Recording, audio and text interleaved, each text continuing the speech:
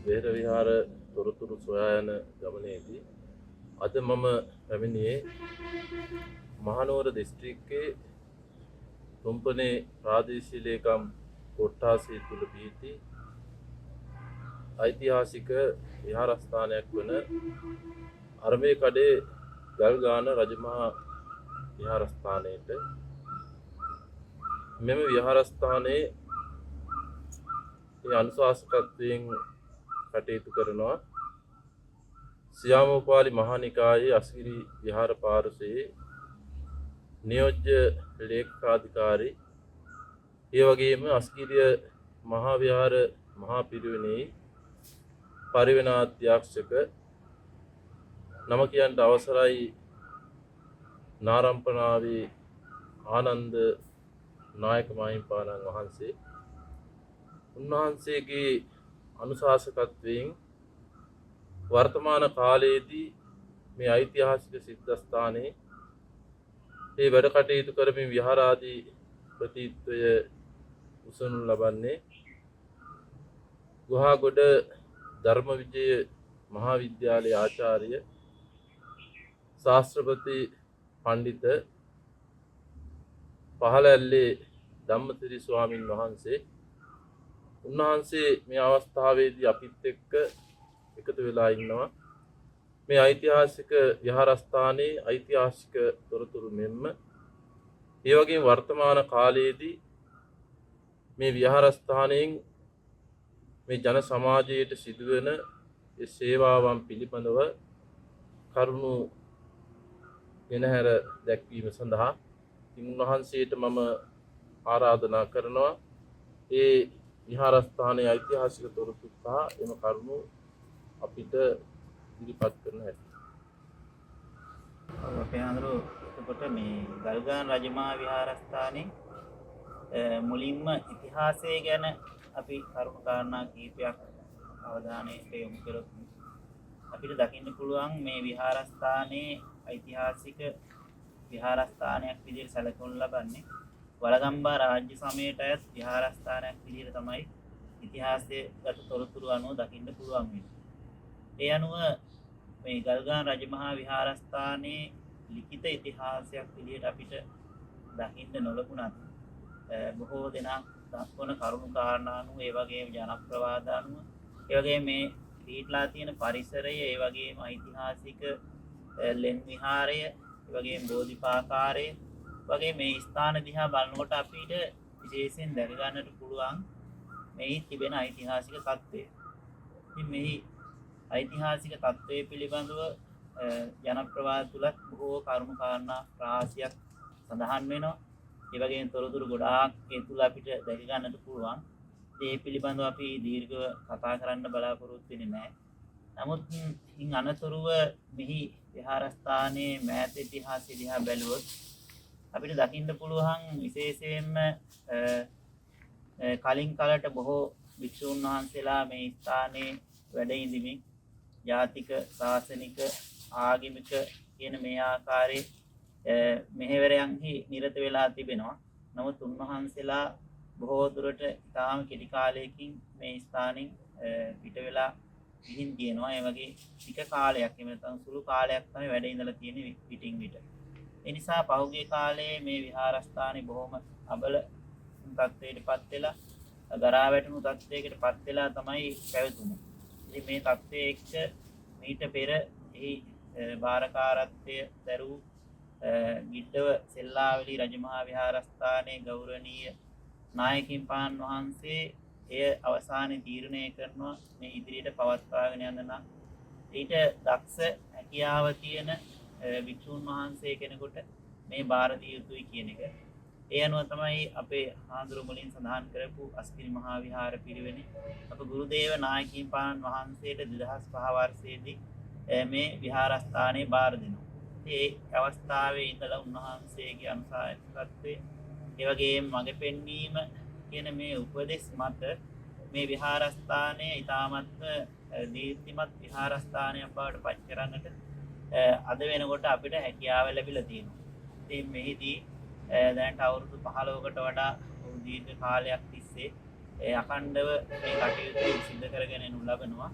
ඒ අතර විශේෂයෙන් දකින්න පුළුවන් මේ ස්ථානයේ ටස්කිරි මහා විහාරයේ පිරිවෙන් ගුරුදේව නායකීපාණන් වහන්සේ ඇතුළු ඒ වැඩම කරනකොට ඒ පිරිස පන්සල්ගේ ඉතාම ගරා වැටුණු තත්ත්වයක ධර්මශාලා විහාරයක් තිබුණ ඉතාම පරණ තත්ත්වේ. ඒ වගේම චෛත්‍ය රාජන් වහන්සේ කෙනෙක් අද තිබුණාට එදා එහෙම ස්ථානයක් නෙවෙයි. බෝධිපාකාරය ගත්තම ගරා වැටිලා වල් බිහි වෙලා තිබුණු ස්ථානයක් විදිහට තමයි 2005 වර්ෂයේ බාරගනු ලබන්නේ. ඉතින් අනතුරු ඊටාම කෙටි කාලයක් තුළ සංඝාවාසය දෙමහල් ආකාරයෙන් ගොඩනගනවා, ධර්මශාලා විදි කරනවා. ඒ වගේම චෛත්‍ය රාජන් වහන්සේ කෙනෙක් ඉදි කළා වසර 3කින් වගේ එහි වැඩ කටයුතු නිමා කළා. ඒ සද්ධාවන්ත ජනතාවට වන්දනාමාන කරන්න පුළුවන් වෙන විදිහට එහි වැඩ කටයුතු නිමා කළා, පොත් පළඳනවා. ඒ වගේම විහාරයේ ඊටාම බලන්තත් පිළිපි වන්දනා කරන්න බෑ. වැසි කාලවලදී විහාරයකට ඇතුල් වෙන්නවත් බැරි තත්ත්වයක් තිබුණේ. ඉතින් ඒක තාමත් අලංකාර විහාරයක් විදිහට අද ඉදි කරලා තියෙනවා. ඒ වගේම විහාරය ගැන සඳහන් කරනකොට විශේෂයෙන් සඳහන් කරන්න ඕනේ මේ ලෙන් විහාරය. ඒ තමයි විශේෂයෙන්ම දකින්න පුළුවන් වෙන්නේ වලගම්බා රාජ්‍ය සමයට අයත් ලක්ෂණ රාශියක් ලෙන් විහාරයක් විදිහට. ඉතින් ලෙන් විහාරය හා සම්බන්ධ පුරාවෘත්ත රාශියක් තිබෙනවා. නමුත් ඒ සියල්ල සඳහන් කරන්න කාලය නෙවෙයි. ඉතින් මේ ස්ථානයේ දැක බලාගත්තොත් ඕනෑම කෙනෙකුට ඒ කාරණා පිළිබඳව අවබෝධයක් ඇති කරගන්න පුළුවන්. ඒ වගේම මේ අපේ වැඩ ඉන්න මේ බෝධි පීඨ ස්ථානයට පැමුණා.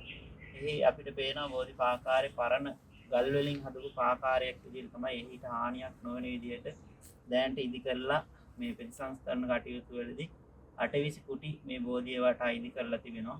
ඉතින් මේ බෝධියේ ඉතිහාසය ගැන සඳහන් කරනකොට අපිට දකින්න පුළුවන් මේක දෙතිස්ඵල බෝධියක් විදිහට තමයි බොහෝ දෙනා සඳහන් කරන්නේ. ඉතින් ඒ නිසා තමයි ජයශ්‍රී මහා බෝධි වහන්සේගේ ලක්ෂණ මේ ස්ථානයේ බෝපත් දිහා බැලුවත් ඒ වගේම ගසේ වර්ධනය දිහා බලනකොට ඒ ලක්ෂණ පෙන්වුම් කරන බව බොහෝ දෙනෙක් සඳහන් කරනවා. ඒ අනුව ඒ කාලේ ඉදි කරපු බෝධියක් විදිහට තමයි අදටත් මේ ස්ථානේ මේ වැඩ ඉන්නේ. ඉතින් මේ සියලු දේවල් එක්ක බලනකොට මම හිතන්නේ මේ ඓතිහාසිකත්වය අතින් ඉතාමත්ම වැදගත් කාරණා රාශියක් අපිට මේ පූජා භූමිය තුලින් ඉස්මතු කරගන්න පුළුවන්.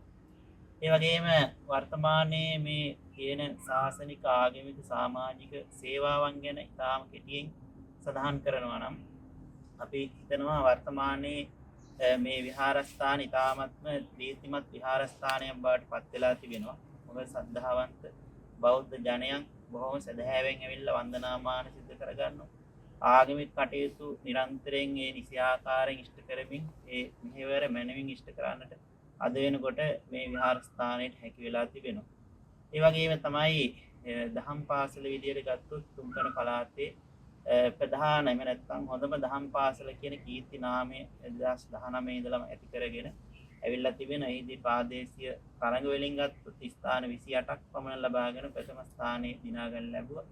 ඒ වගේම විවාද තරඟ, භක්ති ගීත තරඟ මේ හැම අංශයෙන්ම ගිහිල්ලා බොහෝ ජයග්‍රහණ ප්‍රමාණයක් මේ පහුගිය වසර කිහිපය පුරාම ලබා ගන්නට ශ්‍රී සුමන දහම් පාසලට හැකි වෙලා තිබෙනවා. ඒ වගේම තමයි සමිති සමාගම් ආදී පිටුවීමේදී විහාරස්ථානය හා සම්බන්ධව පවතින වැඩිහිටි සමිතිය, ඒ වගේ ළමා සමාජය, ඒ වගේම යෞවන සමාජය කියන මෙන්න මේ සමිති සමාගම් හරහා ගමට සුවිශේෂී සේවාවක් සිදු කරන්නට නිරන්තරයෙන් කටයුතු කරනු ලබනවා. ඒ නිසා මේ සියලු කාරණා එක්ක බලනකොට අපි හිතනවා වර්තමානයේ ඊටමත් විහාරස්ථානයකින් අවශ්‍ය කරන ආගමික ශාසනික සමාජික කියන මේ සියලු සේවාවන් ඉෂ්ට කරන ආයතනයක් විදිහට මේ ගල්ගාන රජමහා විහාරස්ථානයේ අපිට හඳුන්වා දෙන්න පුළුවන්. අපේ ආමතුරුන් වහන්සේ ඉදිරිගත කරපු කරුණු කාරණා අනුව අපි අවබෝධ කරගත්ත දෙයක් තමයි මේ වලගම්බා රාජ සමයේදී මේ විහාරස්ථානයේ ඒ ඓතිහාසිකව ආරම්භ කරත් ඇත්තටම වර්තමාන කාලයේ තමයි මම හිතන්නේ අංග සම්පූර්ණ විහාරස්ථානයක් වශයෙන් පොදු ජනතාවට අතරටපත් වෙන්නේ.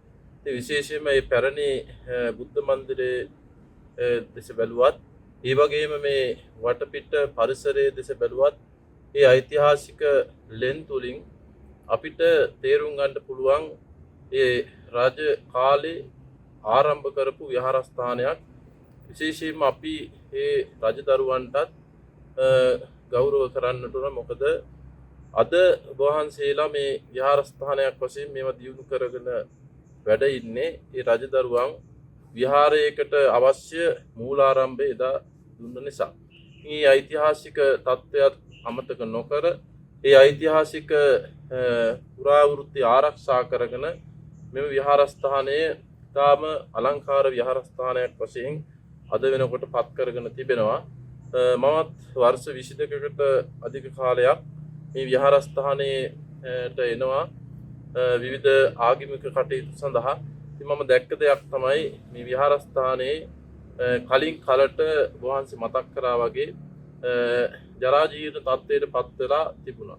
ඉතින් ඇත්තටම අපේ අස්ගිරි විහාර පාර්ශ්වයේ නියෝජ්‍ය ලේකකාධිකාරී අපේ ගෞරවනීය අවසරයි නාරම්පනාවේ ආනන්ද නායක මාහිමිපාණන් වහන්සේගේ වාරකාරත්වයට පත් වුණාට පස්සේ උන්වහන්සේගේ ශිෂ්‍යවරයාණන් වහන්සේ නමක් හැටියට වහන්සේ මේ ස්ථානයට පැමිණිලා වැඩම කරලා ගමේ දායක කාරකාදීන් සමග ඒ සුවඳශීලීව ඒ වගේම මේ ප්‍රදේශයේ ගරුතර මහා සංඝරත්නයේ සමග උරු සමගින් මේ ආගමික ශාසනික කටයුතු සිද්ධ කරනවා කියන එක අපි දන්නා කාරණාවක්. ඒ පිළිබඳව විශේෂයෙන්ම අපි සන්තෝෂ භාවයට පත් වෙනවා. ඉතින් එහෙමනම් අද දවසේදී ඔබට මේ ගෙනහැර පෑවේ ඓතිහාසික විහාරස්ථානයක් වන අර්බේකඩේ ගල්ගාන රජමා විහාරස්ථානයේ පිළිබඳව තොරතුරු. අද අපට ඒ තොරතුරු මේ අවස්ථාවේදී ගෙනහැර දැක්වීම සඳහා අපි මේ ස්ථානයට සම්බන්ධ කරගත්තේ. විශේෂයෙන් මේ විහාරස්ථානයේ වර්තමාන කාලයේදී ඒ දියුණුව වෙනුවෙන් අපකප වී කටයුතු කරන විහාරාධිපතිත්වයේ දරන ගොහාගොඩ ධර්මවිජය මහා විද්‍යාලයේ ආචාර්ය අපේ පහළැල්ලේ ධම්මසිරි පණ්ඩිත හාමුදුරන් වහන්සේට එහෙමනම් ඔබ වහන්සේටත් අපගේ නමස්කාර පූර්වක ස්තුතිය පිරිනමමින් නැවතත් මෙවැනි ඓතිහාසික තොරතුරු රැගත් තවත් විහාරස්ථානයකට යෑමේ බලාපොරොත්තුවෙන් මෙතනින් සමුගන්නවා. ඔබ සැමට තෙරුවන් සරණයි.